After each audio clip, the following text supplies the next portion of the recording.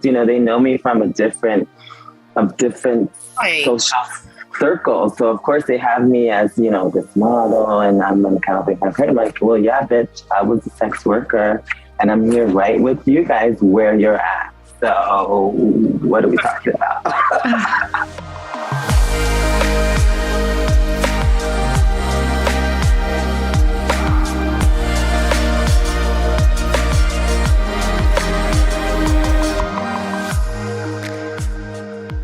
Thank you for joining us for another episode of On the Horizon, a podcast about what's on the horizon for sex workers and how to navigate it. I'm Melrose Michaels, and you can find me at Melrose Michaels on social and melrosemichaels.com. And I'm Lotus Lane, and you can find me on all social media at It's Lotus Lane, which is spelled ITSLOTUSLAIN. Also, just a reminder, if you're enjoying the podcast on Apple, to please leave us a 5-star review. That really helps us grow on the podcast and better share the information with our guests on the sex work community as a whole. Who misses free and affordable ads without the anti-sex work rhetoric? Assembly 4 is a team of sex workers and technologists from Melbourne, Australia, aiming to bring back free and fair advertising to the sex work community. They also give back to organizations based in harm reduction, sex work, and education, stepping away from the clunky design of traditional platforms. Their platform, tris.link, is a refreshing and well-needed change in both presentation and mission. It's free to join and open to all. In the words of an A4 user, from the policies to the language to the advice and tips, it makes such a big difference to feel supported and encouraged instead of policed. Hi, everyone. Welcome back to On the Horizon Podcast. I am Lotus Lane, and I'm here with my co-host, Melrose Michaels. And we're here with our very extra special guest, my dear friend, Natassia Dreams. The beautiful, lovely goddess is here to talk with us today to debunk the very outdated and whack myth that people only do sex work and get into porn as a last resort. There's nothing else that we know how to do. We're dumb sluts. So obviously using our body is the only way we know how to make money and the only way we can survive. But you, my friend, are a very good example of how that's not true. So please introduce everybody to who you are and a little bit of your origin stories and background. Hi, everybody. I am Natassia Dreams, and I have an annoying dog next to me, so you'll see me look out every once in a while. But I'm Natassia Dreams. I've been in the industry, adult industry now, for like 16 years. I'm not currently active in the industry, but I've also been a model also for like my adult life. So I've always went back and forth to like all the occupations. Well, not even between modeling and, let's keep it frank, all the occupations that I could obtain for survival and enjoyment as well. Yes, love it, love it. Yes. So to get into it, let's talk about how people say there's like easy money here, and that's pretty much like all there is, and the reason why we do what we do. Can you talk a little bit about how maybe it hasn't been so easy and your 16-year career is not been just based out of like things being handed to you because it's just so easy making money here? Yeah, so I originally got into the industry because I literally fell into my lap, and it was a good means for a good amount of money to like make moves and transitions, etc. But the beginning of it all is because I'm horny. I'm a horny bitch, and I like sex. So I'm like, hey, like, and my point taken, the first porn I did was with the guy that I was dating at the time. So it was like me and him would have sex like 3 or 4 times a day, literally. Yeah. And so I'm like, hey, like, we're doing this. We might as well like get some money out of it. Yeah. So when they approached me, I'm like, wow, like it wasn't like a bad idea, because I'm like, well, first of all, who am I going to do it with? And then it's like, they're like, oh, do you have somebody in mind? And I say, you know, it's a perfect timing. Like, this is the person I've been having sex with the past 2 years. You know what I mean? Like, it's like nothing. But, you know, having sex with a person in your house intimately is totally different than having sex with a camera an inch away from your genitals. So with that being said, the first scene, I wasn't comfortable. I was very nervous. You know, it's a strange guy in the room, maybe two strange people, and where we are at. And I remember in the beginning, it was just that, like, I did it because I'm like, okay, there's hot people that I want to fuck.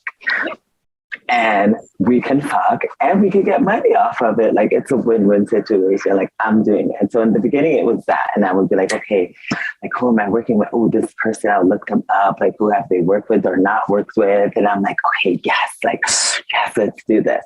So fast forward, like, in the middle of my career, like, when it started to get more commercial, then it got the onflood of like the watered down of the talent. And of course, as one of the main stars, like, you're forced, I'm going to keep it honest, you're forced to sleep with these people that you would never sleep with on a daily basis. So you have to act your ass off, literally, for a check. Right. And you know, luckily, I got lucky because I got in at a time there were no Black performers. So I became that performer. Wow. And with that also comes the stigma of, like, you know, big companies opening and starting shooting, and, you know, they'll shoot all of your friends that are not of color. And you're like, oh, okay, you know, wow, like, there's this new trans site and they're not. And then, of course, they'll come around and they'll have to shoot you because I'm sure the fans or politics or whatever. And I'm just like, it's not a good feeling. Yeah. I will say that it's not a good feeling to be the token of anything. You know, you don't want to be the only one in the room. So with that being said, my whole career, I've been the only one in the room, and I've had to carry the weight and carry the roles of Black trans performers literally on my shoulders. The only one. I had to play out everyone's fantasy. And none of those fantasies were my fantasies. The majority of them, maybe 60% of them were not my fantasies, 40% maybe. So yeah, that's the complications that comes with the industry. Like, I literally felt like I sold my soul because I was putting my face and my image. This is way before I was like really hard in the modeling, you know, and on these horrible covers and names and titles to describe us and websites. But like, you know, I didn't think of it because, you know, my skin was already thick and I'm already dealing with enough pressure from society, living my life as who I am, that I didn't think of it. It was just my survival. But to think back of it, I'm like, I cringe. Like, someone's like, oh, like, what's the first movie you ever met? And I don't even want to tell you the name of it because I don't want you to know that was my first movie. Right. We've come a long way from those times, I'm sure. Yes, we have. So I love to see that evolve. There's a lot of positives and negatives of the evolution of the industry. I don't like how, you know, we can't reach out to each other if we need questions about like a new company that just popped up, because apparently, like, in my time when I started, people can just act like they have a production and call you up and book you and you do a scene and you never see the scene. Yeah. Wow. Scenes I've shot, I've never seen them ever. And I'm like, how is this possible? You know what I mean? And it's because it got so watered down. And so like before we were close knit of maybe like 10 trans performers, and we had each other's number. We always hung out. We worked together. We elevated each other. We lived together. With the onslaught, it's just like, honey, everyone for themselves out here. Yeah. Right. Wow.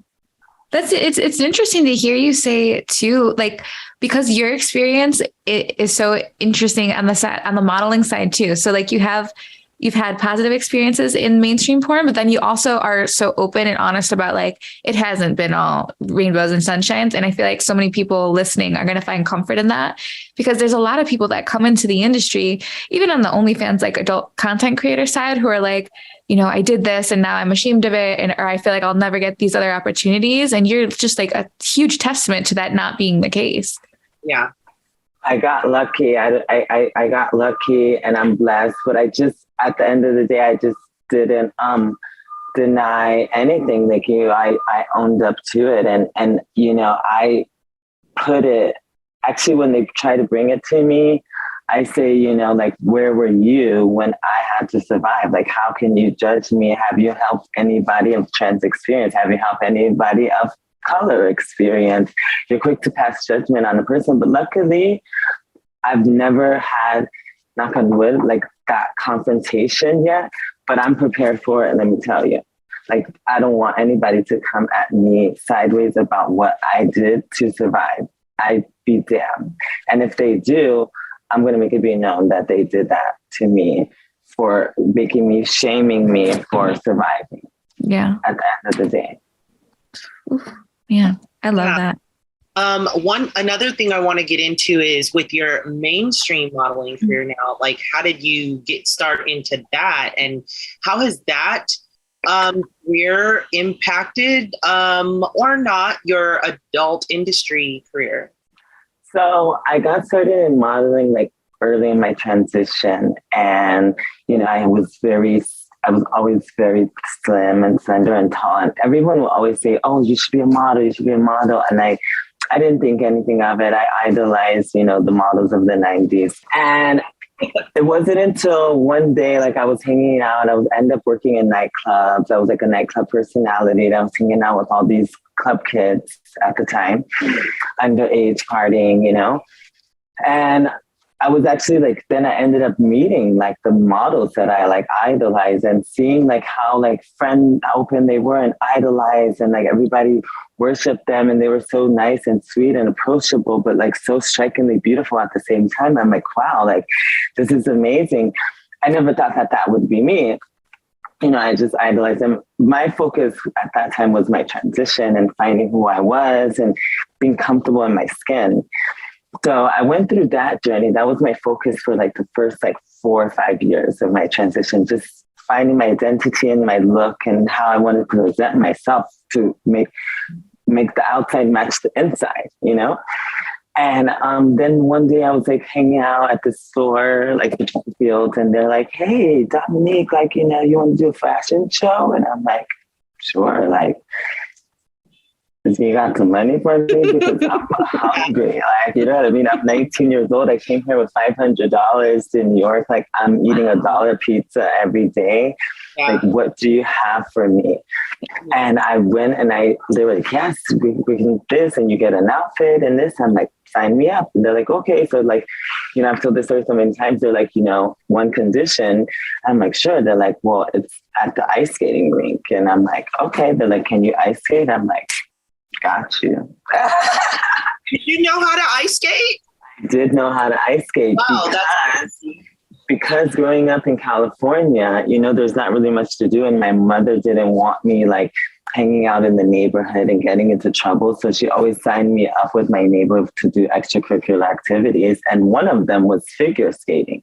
Oh, cool. And I was so good at figure skating that I almost went to like compete professionally. But what happened, I was better than my neighbor. So we ended up switching to another sport, which was bowling, that I'm also amazing at, but she was better at me.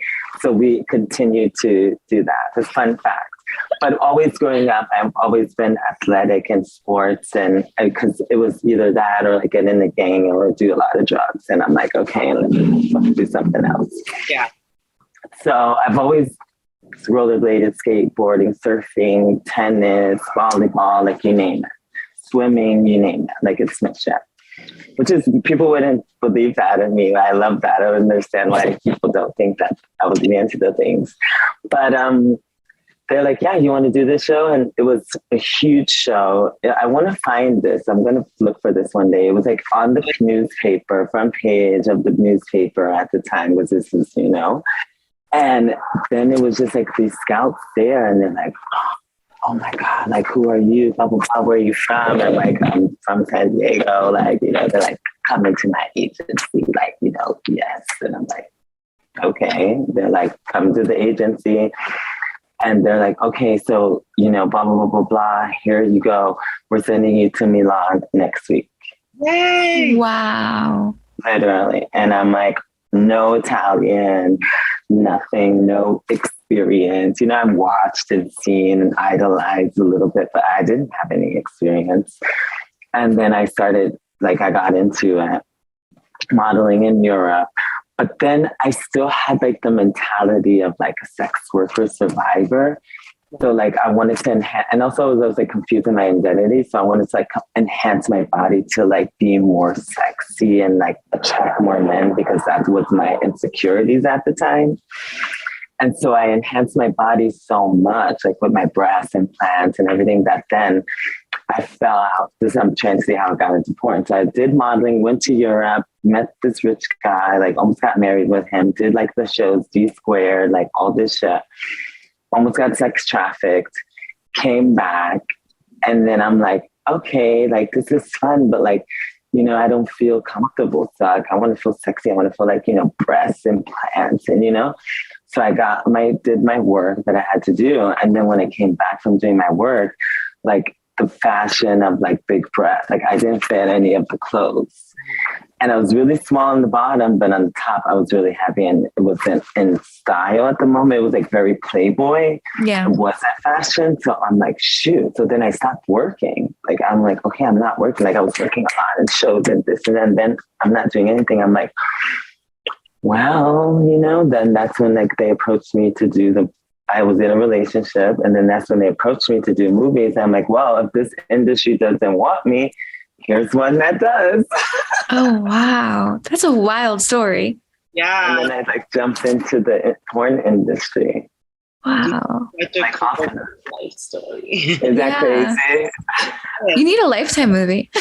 Yeah. No. We need the Natassia Dreams, the real story. I'm working on the book. I want to do a book. Okay, well, that's the first step. That's the first step. Yeah, I want to make a book.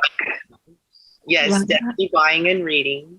So when you get into adult, did you find that, like when you were going into adult, did you feel like your modeling days were behind you, or were you confident like you can do both? Like you never felt like you were sacrificing one for the other? So one of the things about the modeling is when I was modeling at 19, 20, 21, like no one knew I was trans. It was like the biggest secret. So I literally had to deny myself, you know, and even dating and interactions and working. And it was very frustrating, you know. So then when I found porn and it was, you know, they embraced me, I was like, okay, like I can do this. You know, modeling, I have to deny who I am, and it's very complicated. And so that's when I like kind of put it in the back burner.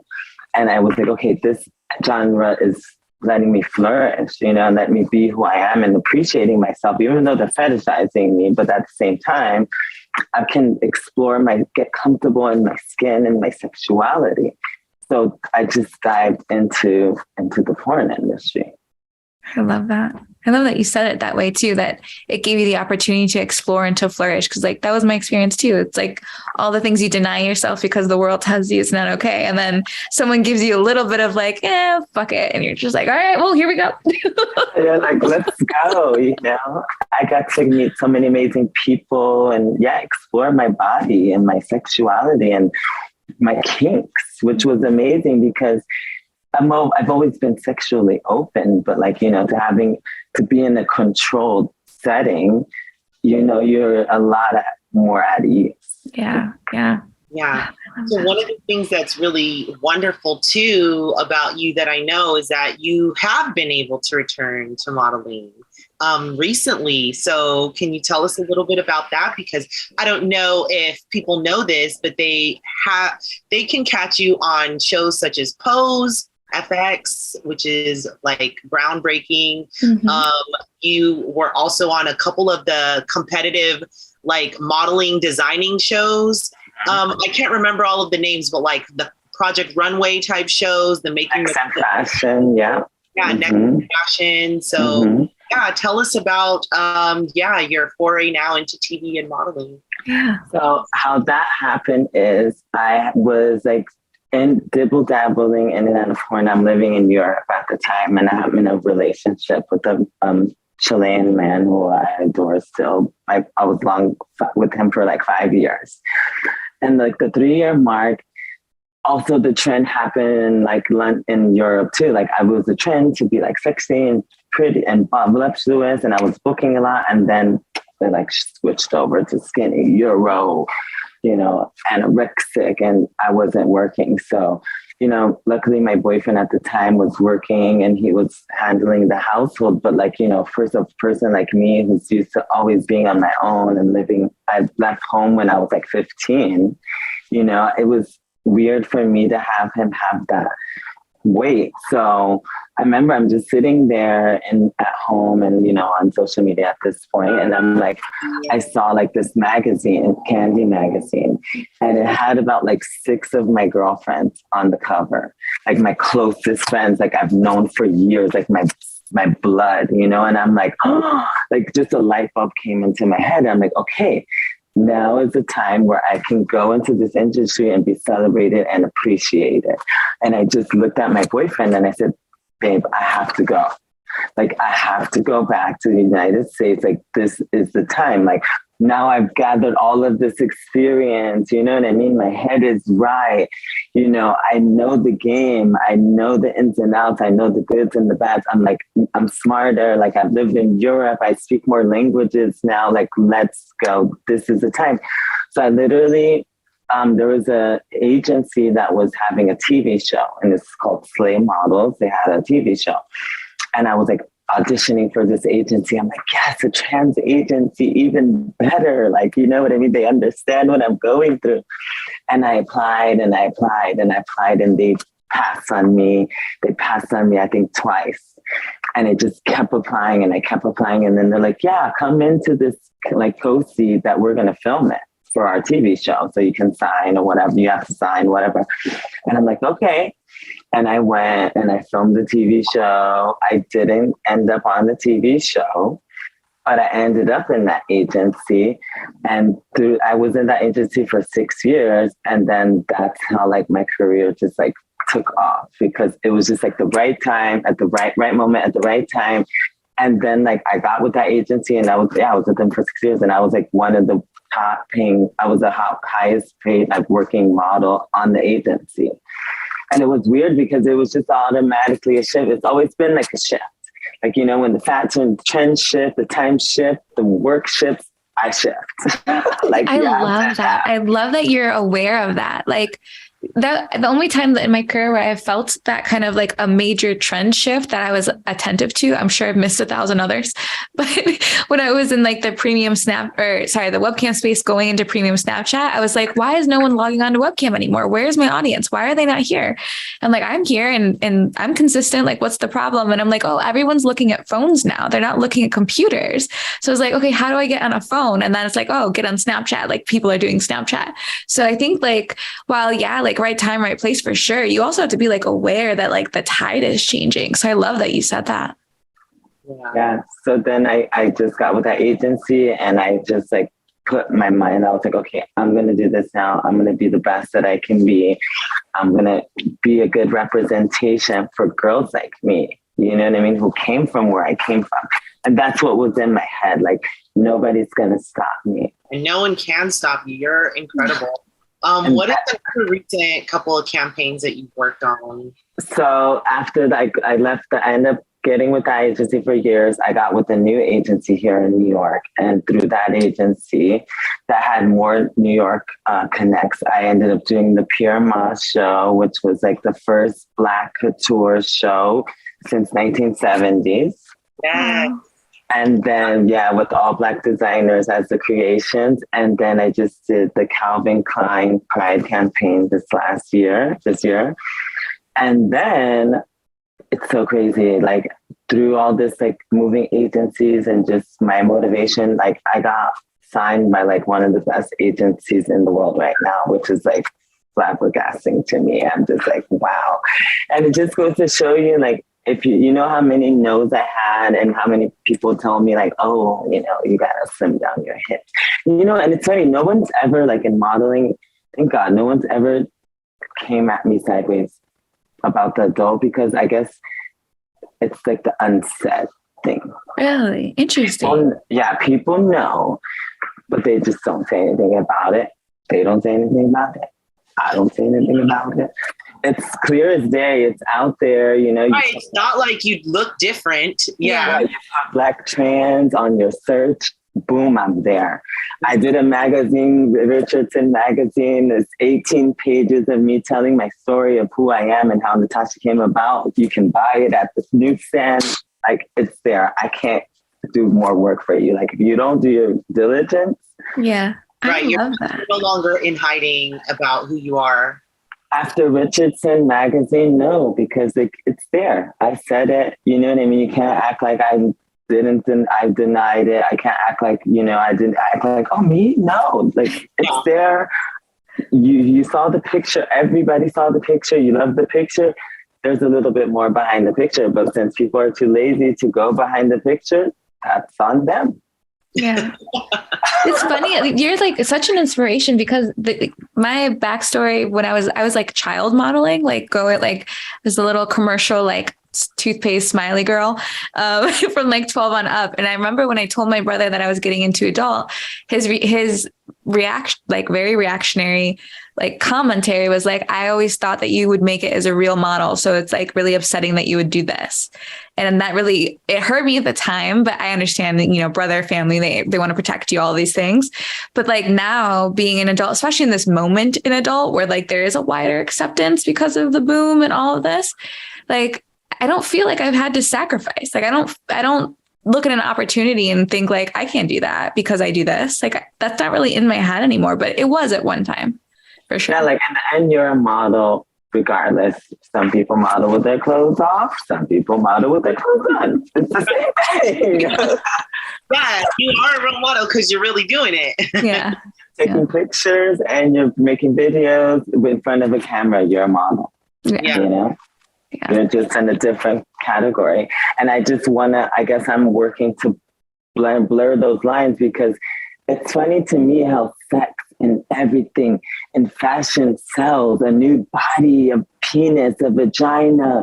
You know, people want to hire you because they want to fuck you. But then you talk about sex openly, like, oh yeah, I'm a sex worker, and everybody's like, oh. Yeah. Mm-hmm. Oxymoron. I'm like, wait a minute. You were just telling me you wanted to fuck this model so you could put her in, but then you're a sex worker, you're clutching your pearls? Like, it doesn't make any sense. So I'm glad, like, I've been able to, you know, like, work my way in between both and not, like, and come out unscathed. Yeah. I can't imagine the amount of people's lives you've influenced by the things you've been able to do. Like, to sit back and hear your story, and like your story has elements that anyone can relate to, but then also people who don't see themselves represented to look at you and be like, well, someone's done it, so I know it can be done now. Like, that's insane. That's so impactful. And that's why I do it for. You know, at this moment, like, I want people to see that if I can do it, they can do it. Like, whatever you want to do, whoever you want to be, if you put your mind to it and you have good energy and, you know, you clear up all this negativity and all your things, look what happens. Like, you know what I mean? I would have never thought I would send a Calvin Klein campaign in a million years. Being a huge mainstream porn star with awards, like, on every website, I never, ever in a million years. And it's funny, when it came out, I'm just like, okay, someone's going to be like, hey, that's, you know, Natassia, and like contact Calvin Klein and get it pulled. You know, I was waiting for that moment. It's just like that anticipation was the worst. That's the reality of what we live in. But this goes to show you how far we've came. Yeah. Yeah. Oh my goodness. I totally know what you mean about that. Like, anticipating, feeling like of all the cards just going to like fall underneath you. But I'm really glad that that's not the case, and that you can be out and loud and proud about who you are, your past, and it's not being held against you. That really goes to show that, like, society at large has a greater acceptance for sex workers, it seems, than what would be perceived, or what people that are in power positions want to be perceived. And I just think that your story is like so incredible. It's like a testament to like all of the BS that gets said about the adult industry is the end of the line. Once you do porn, that's it. It's like you fall off a cliff in society and you can't come back and exist. Like, no, you also came back into a really competitive industry, modeling, and are doing way more than even thought of before. And is this something about wanting to now write a book too? Yeah, well, the thing about me, here's the thing, like when I was growing up and they asked you, like, what do you want to be? I wanted to be a social worker. Okay. You know, that I always wanted to give back because I came from a very troubled childhood. This is my way of giving back because I'm giving, you know, people motivation, and I'm open. I'm always open. Like I have conversations about sex work with, you know, anyone now, like, because, you know, you just have to have these conversations. Sex work is work. We don't have to live in a box anymore.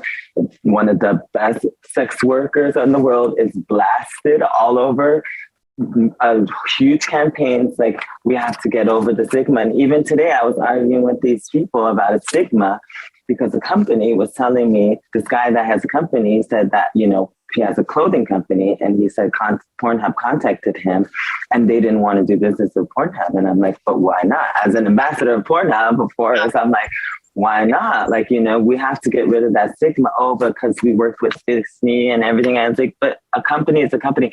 Oh, but you know, the child pornography. I was like, well, do you have your facts on that? Yeah. That's the first thing that comes into your head. I said, if you have a website and I upload something, is that your fault that I uploaded it? I'm the bad person, you know what I mean? Why would I blame you? Yeah, it slipped through the cracks. There's so much fraud and things going on. Like sometimes, you know, stuff just slips through the cracks.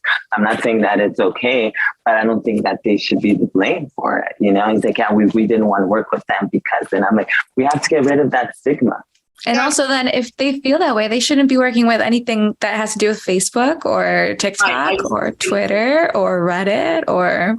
Because, if you're talking about like child, like porn or, you know, sexually, like whatever, CSAM being uploaded, it doesn't even happen as rampant on Pornhub as it does on all those other on Facebook, on Twitter. On I know. I read an article about that. There's more child pornography on Facebook than on Pornhub. So what are we doing about it? Everybody's like, oh yeah, let me. But they place ads on Facebook, I'm sure. So to use that as an argument point is just moot. It just doesn't exist, and it's wrong.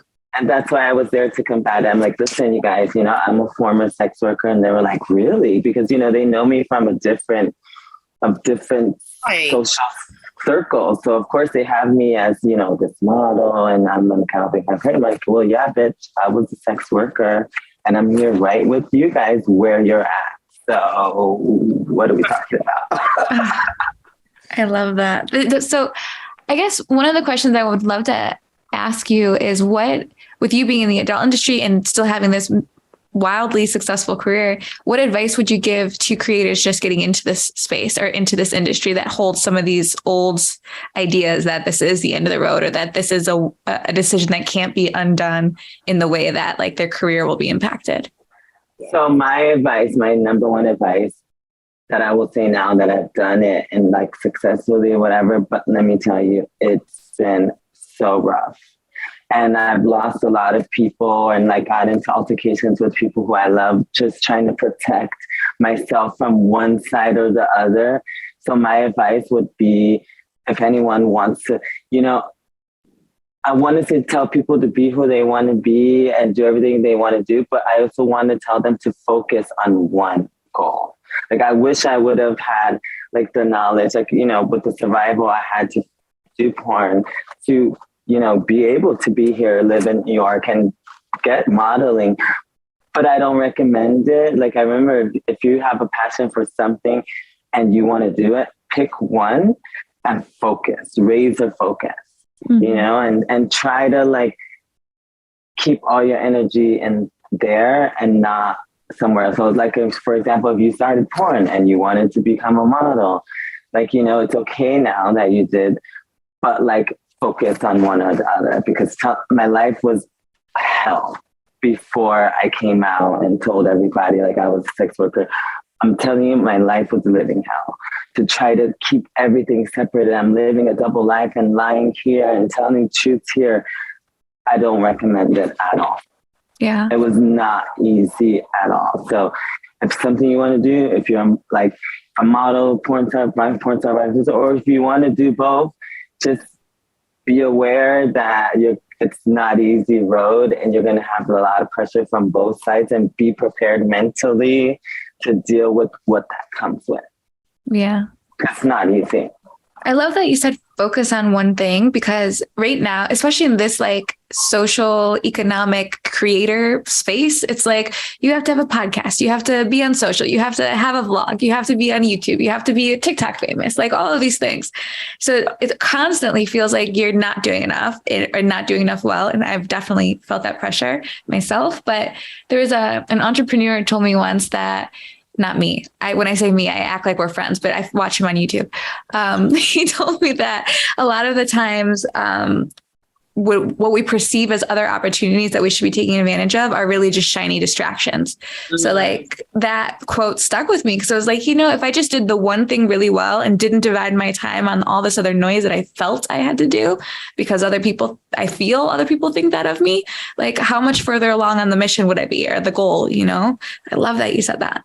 Imagine doing all of that for two people constantly a day, like trying to maintain everybody's attention and relevant in two different personas and two different worlds. It was insane. So yeah, like I said, I recommend like focus, put your eggs in one basket. If you want to be a model, study modeling, live and breathe modeling, make friends with models and photographers, and just focus on that. I know you will have to do your survival, and like everybody has to survive, but make it a pastime, something that you can jump in, get your money, and then use it to fuel your dream. Because that's what I did. Yeah, I used that money to fuel my dream and also gain confidence and, get over rejection and a lot of traumas that I had. I used the sex industry. So now in porn, and fashion, in front of a camera, there's nothing that makes me uncomfortable. You know what I mean? What could make me more uncomfortable than having my asshole filmed?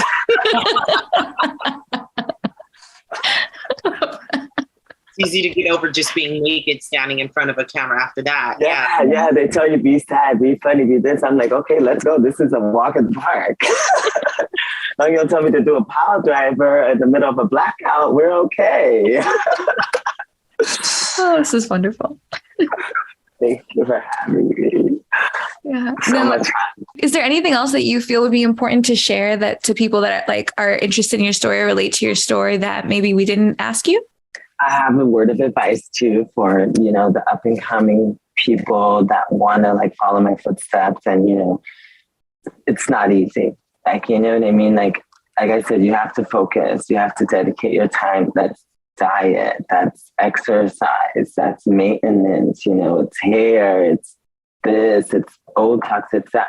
It's not easy. So when people see the success that I'm having, this has been going on, building up lately for probably the last 10 years. It just wasn't overnight. I'm like, hey, okay, now I'm on Calvin Klein. I literally put in work. So my suggestion is like I said, if you want to be something, put your whole focus and don't let anybody tell you no.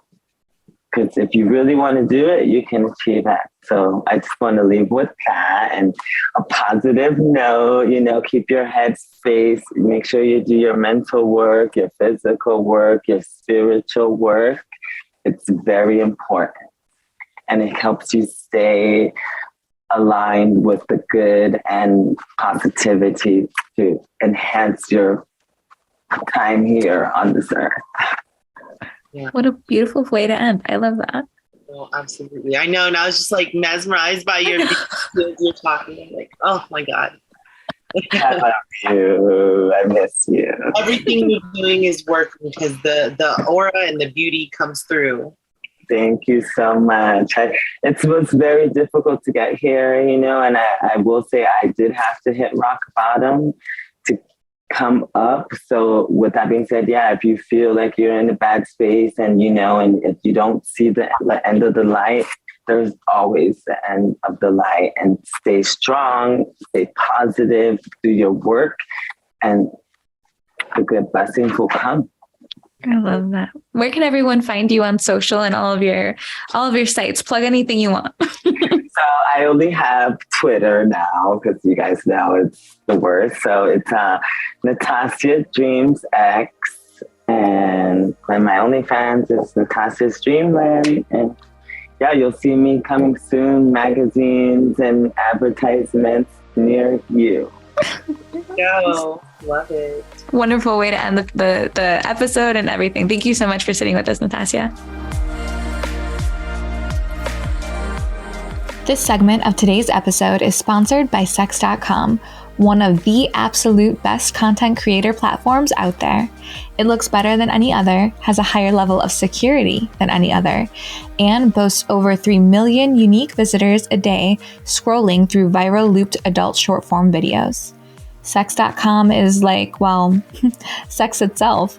A lot of people do it. Some just do it much, much better than the others. Sex.com. If you're going to do it right. Thank you for joining us for another episode of On the Horizon, a podcast about what's on the horizon for sex workers and how to navigate it. I'm Melrose Michaels, and you can find me at Melrose Michaels on social and melrosemichaels.com. And I'm Lotus Lane, and you can find me on all social media at It's Lotus Lane, which is spelled ITSLOTUSLAIN.